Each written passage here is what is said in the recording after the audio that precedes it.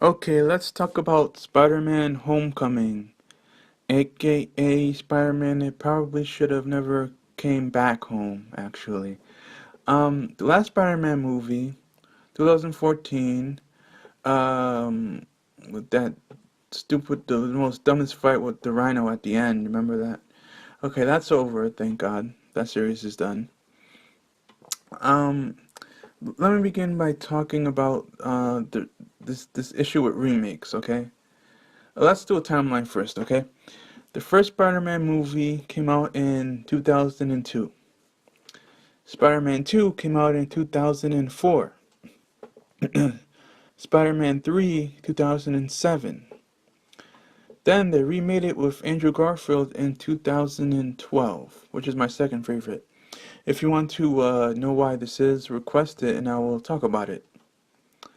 And then we had The Amazing Spider-Man 2 in 2014, which was complete garbage. Okay. Now it's 2017. And what does Marvel do? Another Spider-Man movie. For the second time, time they remade it since 2002. Why?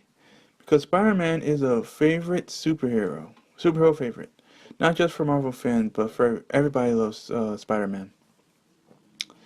And this is why I think Spider-Man Homecoming is going to be trash. When you keep remaking something in a limited number of years, you have to start changing a bunch of stuff. You can't do the origin story. It's been 5 years since we have seen the origin story, and so people don't really care about it anymore.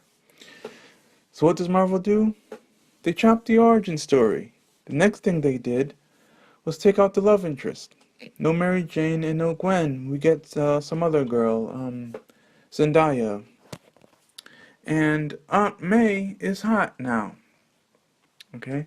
This is what happens when you remake something for the second time in a limited number of years. You have to start changing a bunch of stuff. Because people aren't going to be interested if they're going to see the same story over and over again. The bad thing about this is that they're going to remove certain aspects of the film that people love. When they start chopping stuff out, a lot of stuff they're chopping are loved by those who like the original Spider-Man movie.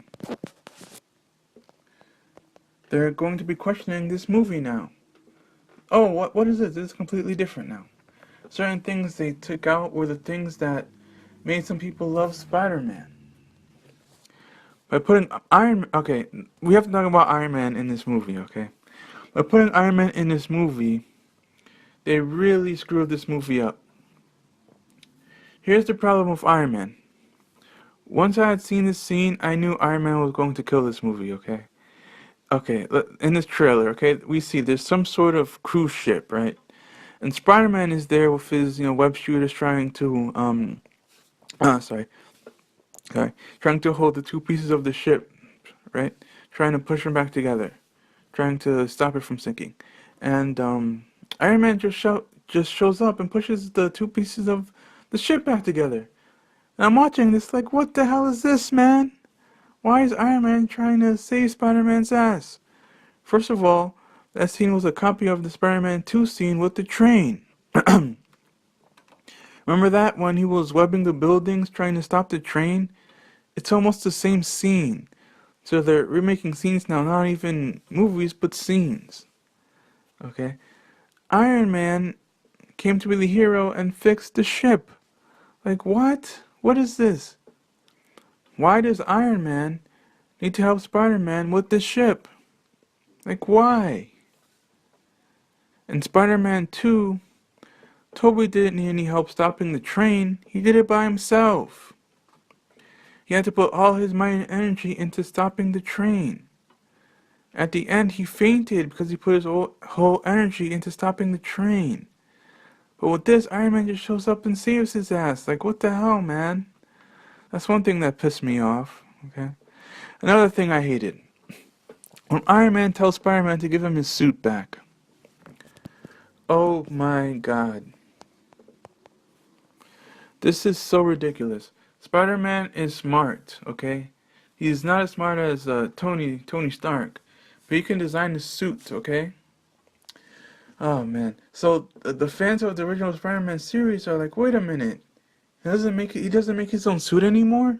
What's going on here? And it's like, why does he need a suit from Iron Man? He can make his own suit. Why does he care about Iron Man's suit so much? Because it has some high-tech crap in there? Oh boy. Another great thing about Spider-Man is that he didn't have a father. Uncle Ben died. By putting Iron Man as a father figure is just weird. Let him be by himself. How boring would it be if, in every situation Spider-Man gets into, Iron Man just shows up and saves his ass? How boring is that? There's no point. Since Iron Man is in the movie, Spider-Man doesn't need to do anything. Unless this is a tag team movie, like Spider-Man Homecoming plus Iron Man, Spider-Man is not needed in his own movie. But the movie is called Spider-Man. You see the point I'm trying to make? Let me make it a little clear. Iron Man is a stronger superhero than Spider-Man, right? So unless they're working side by side, Spider-Man is not needed. But it's Spider-Man's movie. It's so ridiculous, it's crazy. You see how Iron Man's gonna ruin this movie? They need to change the name to Spider-Man plus Iron Man. Man, I don't have a problem with Iron Man being in a movie, but why does he need to save his ass? Let him be the hero. If Iron Man saves him, then he's the hero. It doesn't make sense. Oh man, all these points that I'm talking about here have to do with the remake situation I was talking about earlier. It's been 3 years. We've seen the origin story twice. So they need to keep changing things, keep chopping things out and rearranging everything. Spider-Man doesn't make his suit. Iron Man is in a Spider-Man movie. There's certain things that shouldn't be changed. Which goes back to the point, the movie should have never been made.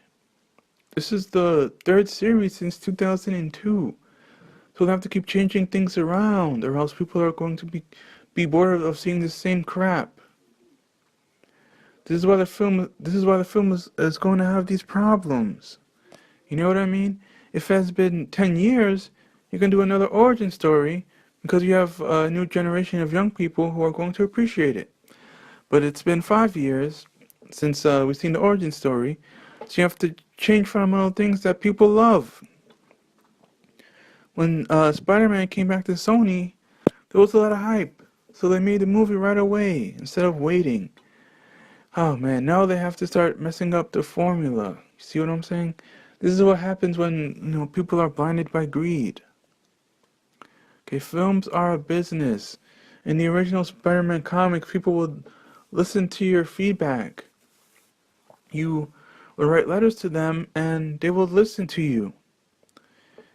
Consequence of this is that they made better comic books because they were the only fans you had. But with movies, they don't care too much about you anymore. You're not even probably half of the people that watch the films. They're selling to a worldwide audience now, so they don't care too much about you anymore. Oh man, I'm not gonna go see freaking Spider-Man Homecoming. I'm not going to go see that Infinity War Part 1, Part 2 bullcrap. We have to talk about Avengers, okay? Avengers has to be talked about. Okay, Avengers Infinity War. What do? They split the movie in half. Part 1, Part 2. Then one of their producers, I forgot who, said, "Oh no, they're actually two different films." Shut the hell up, man. If there were two different films, you would have given them two different names. The movies are called Infinity Wars, Part 1 and Part freaking 2. There's no other reason to call a movie Part 1 and Part 2 and release them 1 year after the other unless they were pieces of the same movie. So you think we're stupid? Come on, Marvel. If there were two different films, you would have called them Avengers 3 and Avengers 4 or something like that. Are you trying to confuse us? What are you talking about, man? God dang it. Avengers Part 1 and Part 2 are being filmed back to back. Meaning they're filming the whole thing, then cutting it in half. That's what back to back means. We're not stupid, guy. Ah, come on, Marvel. We know what you're doing. Come on. When Harry Potter did it with Deathly Hallows, everyone saw how much money it made. So they did the same thing with freaking Mockingjay. Let's split up Hunger Games into two different films. And we'll double the profits. I can't believe Marvel is doing the same strategy. Man, out of all the movie companies, I didn't expect this from Marvel. I really did not expect them to do this. So this kind of surprised me. It really did. Oh man, they're splitting it up Infinity Wars to double in their paychecks. There's no other reason why they will do that. Avengers 1, one movie. Age of Ultron, one movie. Infinity Wars, two movies, double the paychecks. Come on, guys. Here's why I'm not gonna go see this movie. I'm not seeing part 1 or part 2 in the theater. Screw you. They can do this because they know you're gonna go see both. Probably each one 2 or 3 times. Oh god. I'm not seeing Homecoming. I'm not paying 1 cent to see Infinity War. I'll watch it on TV. I don't care if I have to wait 2 years. I'm not paying for it. When I paid $13 for a movie, I want to see one movie. I don't want to see part 1 or part 2 of a movie. I paid for one ticket. I want to see one movie, so screw you. You're not getting my money. You're only doing this to double your paycheck, so screw you. I'm not paying to see either of them. And I'm a Marvel fan, and this is difficult for me to do. Man, some of you Marvel fans are so loyal to Marvel, they could split up Infinity Wars into 5 parts. Each one 30 minutes long. Avengers Part 1, 30 minutes. Part 2, 30 minutes. Part 3, 30 minutes. Part 4, 30 minutes. Part 5, 30 minutes. 5 years, 5 different movies, and you'll still pay $13 to see each one. That's how loyal you Marvel fans are. Man, next they're gonna start splitting films into 3 parts. And you'll pay $13 to see each one like a bunch of morons. Not me, my friends. Not me.